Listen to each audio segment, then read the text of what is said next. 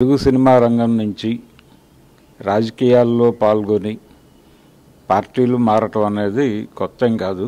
అయితే వైఎస్ఆర్సీపీలో చాలా కాలంగా అంటే 2019 ఎన్నికల కంటే ముందు వైఎస్ఆర్సీపీలో చేరినటువంటి అలీ రాజకీయ సన్యాసం ప్రకటించాడు. ఇప్పుడు అంటే ఈ పార్టీ నుంచి బయటకు వస్తున్నాను అని కాదు, రాజకీయాల్లో నుంచే బయటకు వస్తున్నాను అని చెప్పాడు ఆయన. అంటే ఏ పార్టీలోనూ చేరబోవడం లేదు అనేది ఇండికేషన్ ఇచ్చాడు. ఇచ్చి రాజకీయ సన్యాసం ప్రకటించాడు ఆయన. జనరల్గా గతంలో ఇలాంటి అభిప్రాయం వ్యక్తం చేసినటువంటి నటుడు కృష్ణ గారు, ఆయన ఇంకో పార్టీలో చేరే ప్రయత్నం చేయలేదు. కాంగ్రెస్ పార్టీలో కొంతకాలం ప్రయాణం చేశాడు ఆయన. తర్వాత కాంగ్రెస్ నుంచి బయటకు వచ్చేసాడు తప్ప ఇంకొక పార్టీలో చేరేటువంటి ప్రయత్నం చేయలే. అయితే విజయ నిర్మల్ గారు తెలుగుదేశం పార్టీ నుంచి కంటెస్ట్ చేశారు, ఎమ్మెల్యేగా ఓడిపోయారు ఆవిడ. ఇలా కృష్ణంరాజు గారు కాంగ్రెస్తో ప్రయాణం ప్రారంభించి బీజేపీతో ప్రయాణించి ఇలా నడిచింది ఆయన జీవితం. జనసేనలోకి కూడా వచ్చాడు ఆయన. అయితే అలీ గురించి మాట్లాడుకుంటున్నాం కాబట్టి అలీ తను తెలుగుదేశం పార్టీతో ఆయన రాజకీయ ప్రయాణం మొదలైంది రామానాయుడు గారితో అని చెప్పాడు ఆయనే. అలా మొదలైనటువంటి ప్రయాణం దాదాపు 20 ఏళ్ళు అదే పార్టీతో ఉన్నాడు ఆయన. ఆ తర్వాత 2019 ఎన్నికల కంటే ముందు తను రాజకీయ ప్రవేశం చేయబోతున్నాడు, ఎక్కడి నుంచో కంటెస్ట్ చేయాలనేటువంటి ఆలోచన ఉంది తనకి అనే అభిప్రాయం వినిపించింది. తను కూడా ఆ ఆలోచన ఉన్నట్టుగా కనిపించాడు. ఈ కనిపించిన క్రమంలో తను మాత్రమే కాదు, తన బంధువులకు కూడా టికెట్ ఇప్పించుకోవాలనుకున్నాడు ఆయన. ఆ టైంలో అనుకుని ఒక ప్రయత్నం ఆయన జనసేన వైపు వెళ్తున్నట్టుగా, అంటే పవన్ కళ్యాణ్తో ఆయన చాలా సాన్నిహిత్యం ఉంది, పర్సనల్ లెవెల్లో ఫ్రెండ్షిప్ ఉంది. పవన్ కళ్యాణ్ ప్రతి సినిమాలోనూ అలీకి ఒక ప్రత్యేకమైనటువంటి క్యారెక్టర్ ఉంటుంది. వాళ్ళిద్దరి మధ్య ఉన్న స్నేహం గురించి ఇండస్ట్రీకి కొత్తగా చెప్పక్కర్లేదు, ఎవరికి ప్రపంచానికి కొత్తగా చెప్పక్కర్లేదు. అంతిమంగా ఆయన జనసేన నుంచి డీవియేట్ అయ్యి వైఎస్ఆర్సీపీకి వెళ్ళారు. వైఎస్ఆర్సీపీ ఆ ఎన్నికల్లో అధికారంలోకి రాలేదు. కానీ తర్వాత 2019లో ఆవిడ, అంటే 2019లో వైఎస్ఆర్సీపీ అధికారంలోకి వచ్చింది. వచ్చిన తర్వాత ఈయన ఏ పదవి ఆశించలేదు, అంటే కంటెస్ట్ చేయలేదు. ఆయన కంటెస్ట్ చేయాలనుకున్నాడు కానీ కంటెస్ట్ చేయలేదు. అలా పార్టీలో ఉన్నాడు, అంతే ఉన్నాడు. తర్వాత ఆయనకు డిజిటల్ మీడియా సలహాదారుగా ఒక పదవిలోకి ఆయన తీసుకున్నారు. కానీ అదేం పెద్ద ప్రాముఖ్యత ఉన్నటువంటి పదవేం కాదు. అయినప్పటికీ ఆయన అలా కొనసాగుతూనే ఏ విధమైనటువంటి రాజకీయ ప్రకటనలు లేకపోతే వేరే వాళ్ళ మీదకు దూకుడుగా మాట్లాడటం ఇలాంటి పనులు ఏం చేయలేదు ఆయన. అంటే ఇండస్ట్రీ నుంచి రాజకీయాల్లోకి వైఎస్ఆర్సీపీలోకి వెళ్ళినటువంటి మరో ఇద్దరు ఉన్నారు. రోజా గారు ఉన్నారు, అలాగే పోసాని కృష్ణమురళి ఉన్నాడు. పోసాని కృష్ణమురళి కొంచెం దూకుడుగా ఎవరి మీదైనా కానీ కొంచెం అగ్రెసివ్గా మాట్లాడేవాడు ఆయన. రామోజీరావు గారి మీద చాలా అగ్రెసివ్గా మాట్లాడేవాడు. అంటే మార్గదర్శిలో పనిచేశాడు ఆయన. పని చేశాను అని చెప్పేవాడు ఆయన. అక్కడ జరిగినటువంటి వ్యవహారాలు చెప్పేవాడు. అలాగే చంద్రబాబు మీద ఆయన చాలా సీరియస్గానే దాడి చేసేవాడు. ఈ ధోరణి. అలా రోజా గారు కూడా చాలా యాక్టివ్గాను అగ్రెసివ్గాను ఆవిడ విమర్శలు ఉండేవి. కానీ అలీ ఏ రోజున అలా లేడు. ఒక్కసారి ఆయన 2019 ఎన్నికల కంటే ముందు జనసేన నుంచి ఆయన ట్రాక్ మార్చినప్పుడు, వైఎస్ఆర్సీపీ వైపు ట్రాక్ మార్చినప్పుడు పవన్ కళ్యాణ్ కొంచెం బహిరంగంగానే అలీ మీద కామెంట్స్ చేశాడు. చేసినప్పుడు దానికి రియాక్ట్ అవుతూ ఒక వీడియో పోస్ట్ చేశాడు ఆయన సోషల్ మీడియాలో. ఆ వీడియోలో చాలా క్లియర్గా కొన్ని విషయాలు ప్రస్తావించాడు ఆయన. బాబు పవన్ కళ్యాణ్, నువ్వు నాకు జీవితాన్ని ప్రసాదించలేదు, నీకంటే సినిమాల్లో ముందే ఉన్నాను నేను, నీకంటే అంటే మీరు పెద్ద హీరోలు కావచ్చు కానీ నేను కమెడియన్గా బాలనటుడిగా ప్రవేశించాను, అక్కడి నుంచి నా ఎదుగుదల ఉంది. ఒక నటుడిగా అనుకుంటే నీకంటే నేను సీనియర్ని, నువ్వు నాకంటే పెద్ద హీరోవి కావచ్చు, ఈ ఇండస్ట్రీ హీరో వర్షిప్ ఇండస్ట్రీ కాబట్టి మీరు గొప్పవాళ్ళు కావచ్చు, మేము గొప్పవాళ్ళం కాకపోవచ్చు, కానీ మాకు ఒక ఉనికి ఉంది, దాన్ని గుర్తించండి కనీసం మీరు ఎలా పడితే అలా మాట్లాడటం నాకు బాధ అనిపించింది అనే విషయం స్పష్టం చేస్తూ నేరుగా పవన్ కళ్యాణ్నే ఉద్దేశించి ఆ వీడియో చేశాడు. అది ఆ రోజుల్లో వైరల్ అయింది. అంతకుమించి ఎవరి మీద కూడా పొలిటికల్గా దూకుడుగా ఆయన స్టేట్మెంట్లు ఇచ్చింది లేదు.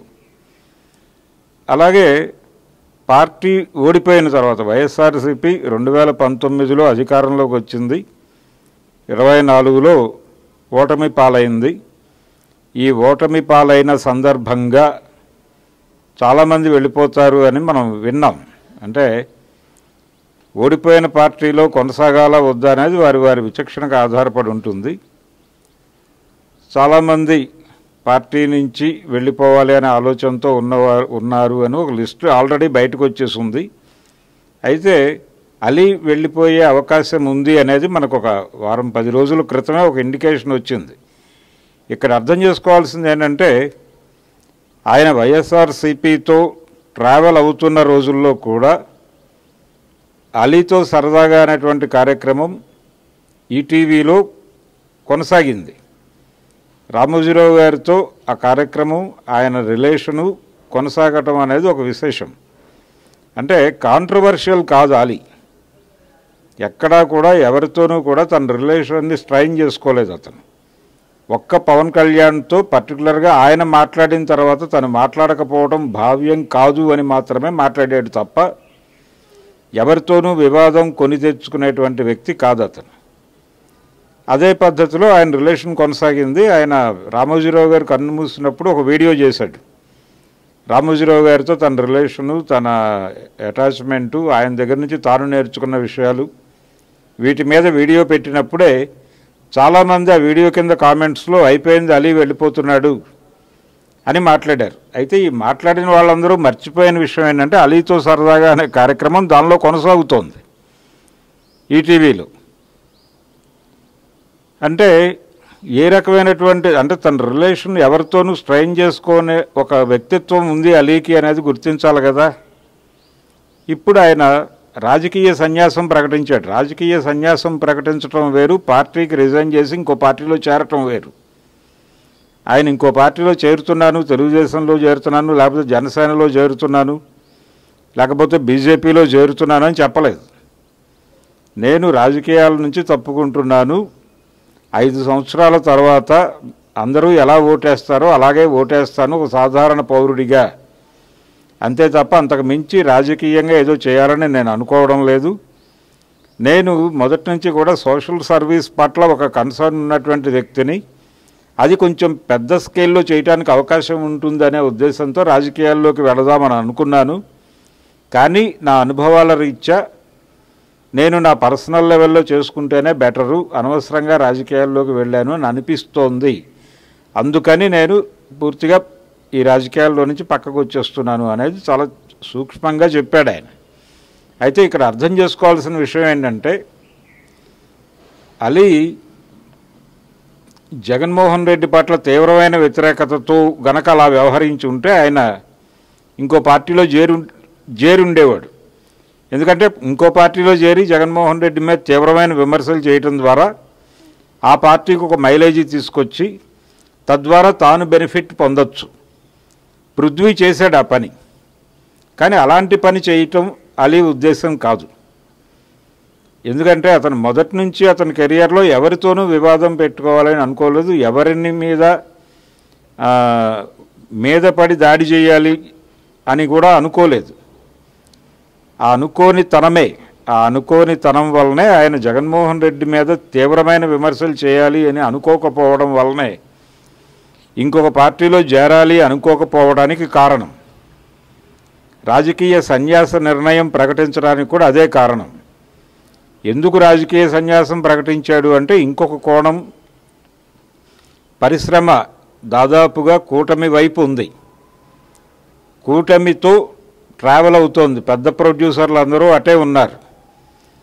ఏపీలో కూటమి గెలిచిన మరుక్షణం ఫిలింనగర్లో చాలా ప్రొడక్షన్ హౌసుల్లోనూ చాలామంది ప్రముఖుల ఇళ్లల్లోనూ ఒక సెలబ్రేషన్ చూసాం మనం. కేకులు కట్ చేసుకున్న వీడియోలు సోషల్ మీడియాలో షేర్ చేసినటువంటి సందర్భం చూసాం. కాబట్టి ఇటువంటి వాతావరణం ఉన్నటువంటి ఇండస్ట్రీలో ఒక పొలిటికల్ ఒపీనియన్ అంటే వాళ్ళకి భిన్నమైనటువంటి రాజకీయ అభిప్రాయంతో కొనసాగటం అనేది కరెక్ట్ కాదు. అది ఇబ్బంది కలిగిస్తుంది, వాళ్ళకి ఇబ్బంది కలిగిస్తుంది, తనకి ఇబ్బంది కలిగిస్తుంది.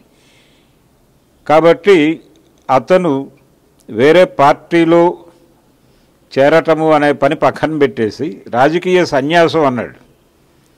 ఈ రాజకీయ సన్యాసము అనటంలోనే జగన్ పట్ల ఆయనకి విమర్శించే స్థాయి ఆరోపణలు లేవు అనేది అర్థమవుతుంది.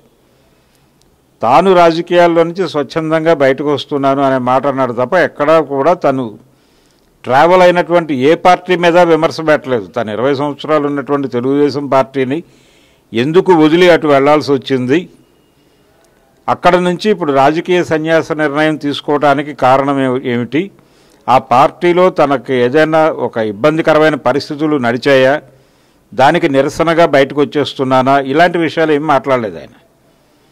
ఒకటే సూటిగా స్పష్టంగా తను చెప్పింది రాజకీయ సన్యాసము అని.